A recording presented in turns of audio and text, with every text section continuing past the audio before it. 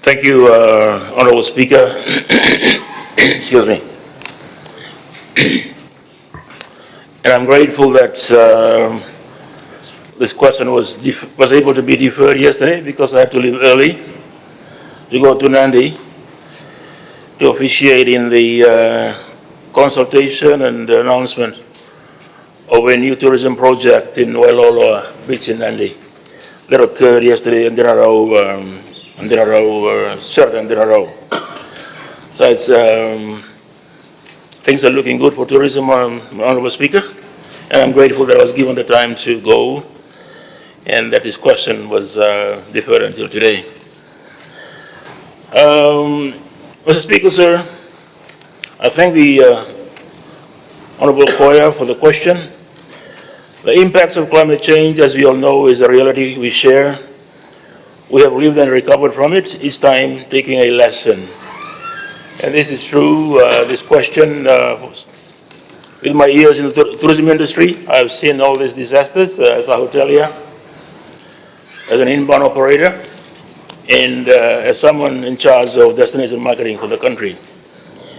In terms of cyclone preparedness, we can never be too prepared. But I also want to commend the role the private sector, the industry has played, which has been quite instrumental in preparing for disasters. As we all know, preparing for a cyclone or any other natural disaster, for that matter, is not a one-agency job. When it comes to managing the impacts of a crisis or natural disaster, it is absolutely critical to have a multi-stakeholder coordination mechanism. Number one, communication. One of the very first ways of preparing is to ensure transparent and ongoing communication. In Fiji, we have what we call the Tourism Response Team, or known as TRT. The TRT's key objective is to act as a consultative forum of public and private sector to coordinate, share information, and provide assistance during natural disasters. It has membership of the Ministry of Tourism, National Disaster Management Office, NDMO, Hotel Association, Tour and Transport Association, National Airline, airports, and utility bodies like energy and water. While functioning informally, we are now in the process of formalizing the TRT so that it isn't only activated during a crisis, but prior for better planning. This will also involve clearly communicating each agency's role and responsibilities. This includes sharing information real-time on guests who may be stranded, flight cancellation, and expected water or power disruptions. Part of this also includes disseminating information on evacuation centers, situation reports, and emergency contacts. I take this opportunity to acknowledge the leadership played by the NDMO.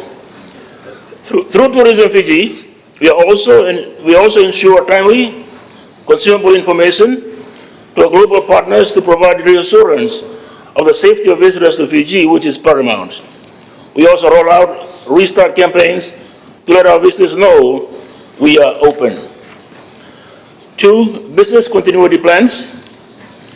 Mr. Speaker, sir, a few of the additional actions the Ministry will take, as identified by the National Sustainable Tourism Framework, is to identify resources and partners to support tourism businesses, MSMEs in particular, to develop business continuity plans and build contingency funds.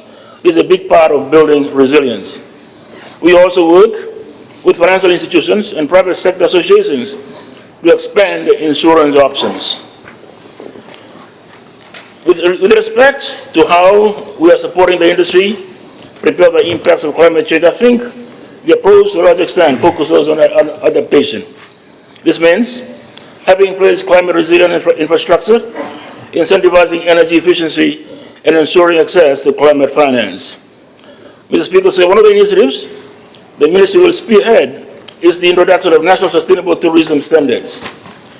The proposed National Sustainable Tourism Standards will act as a guide to enhancing the holistic experience and the long-term sustainability of Fiji as a destination.